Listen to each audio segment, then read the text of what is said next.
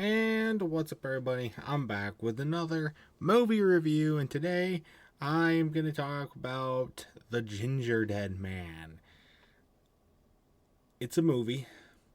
Was released in 2005, I think it was. It's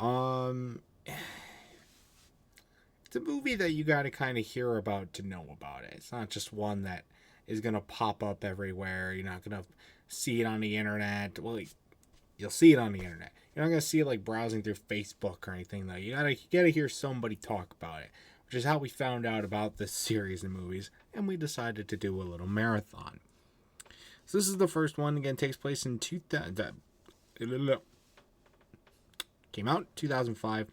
It's a pretty short movie. And it was on Tubi. So if it's on Tubi, you know you're in for a treat. Not the main villain of this movie. Anyways, I got a lot of thoughts. Let's just jump right into it. I want to say that the opening credits take forever. Don't know why. There were so many people involved with this movie. It didn't. I mean, there were some cool effects. Maybe that's what it was. I don't know.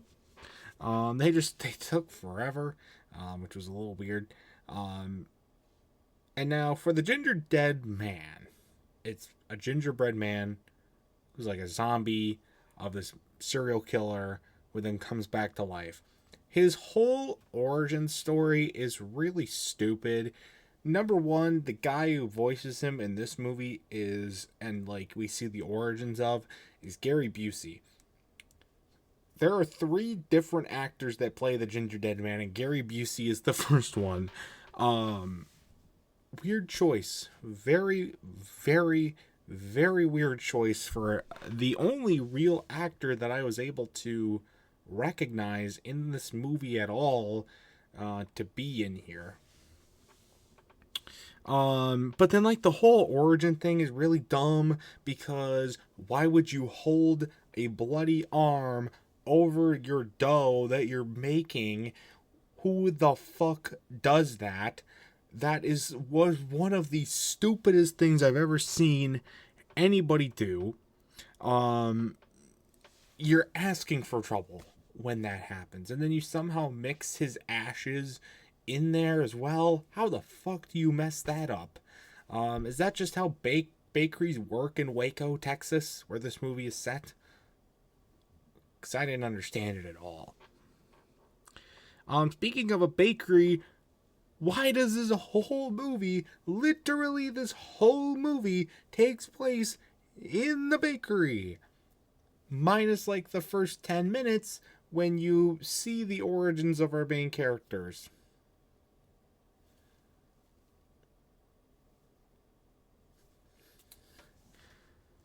Another question, why is the place fully staffed at night?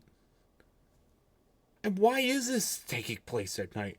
Why was the entire staff working on new stuff overnight? Is that how it works in a bakery? 'Cause I don't think so. I don't think that's how it works. I never worked at a bakery. I have no intentions to ever work at one.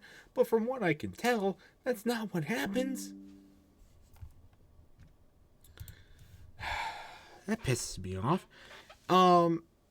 And that's a common theme. We'll talk about that. I mean, the other settings, though, in the other 2 movies in this franchise, at least the 2 sole Gingerdead Man movies in this franchise, they at least make a little more sense as to why they take place at night. Well, not the second one, but the third one at least does. This one, where the fuck's working in a bakery overnight? What bakery is open overnight?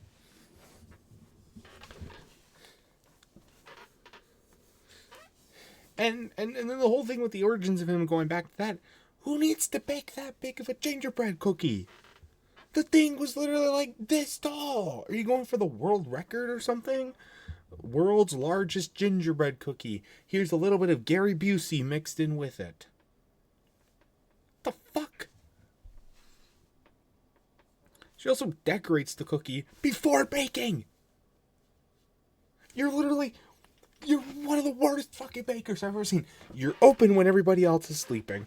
You don't have proper hygiene rules. You just let people bleed into the flour. You mix people's ashes into the flour, and you make things, your proportion sizes are way too big. On top of that, you got a drunk mom who just has Jack Daniels stored in every fucking shelf across this entire building. Like, she goes to one room, she has a bottle of Jack Daniels, she finishes that one, and then she goes to a different room, she just pulls it out of fucking nowhere. The fuck?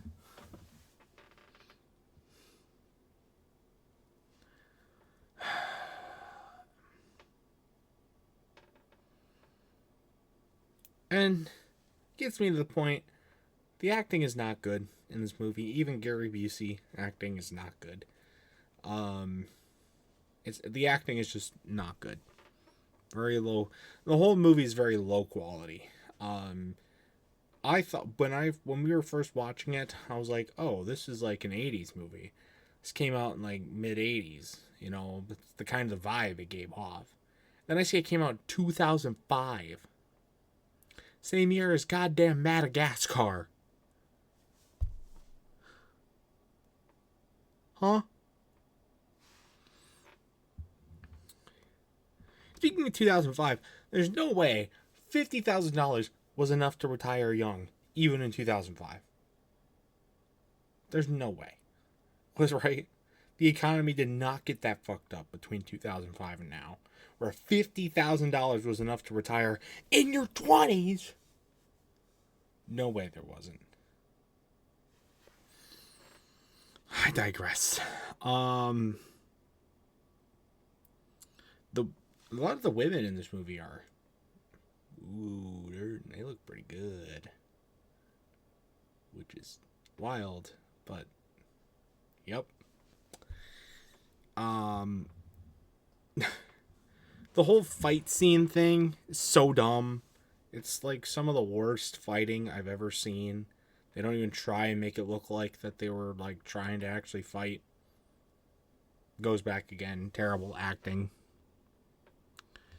And then the most reasonable character in this movie is named Anus. Anus. Anus. He's named Anus. Why would you name him Anus? Is that a common name in Waco? Anus? Should have called it Anus's Donut Shop. Or Anus's Butt Shop. Whatever. Could open a cigarette store. Call it Anus's Butt Shop. There you go.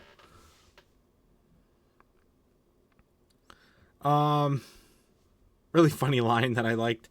Killsbury Doughboy. I like that line. That was a funny line. And a few other crazy, terrible acting pieces. The girl's reaction to her dad dying, that was terribly acted. Nobody would, people would be distraught over that, and she just wasn't. It's just like, what the fuck? And then that girl herself got probably the coolest kill in the entire movie. Got probably the coolest kill. And it was really the only, well, it wasn't the only on-screen kill, but it was definitely the biggest on-screen kill. In my opinion, it actually was, it caught me way off guard, but it was a good one. And then we get Butcher Baker and Latina to the rescue at the end. And then we get a Got Milk ad.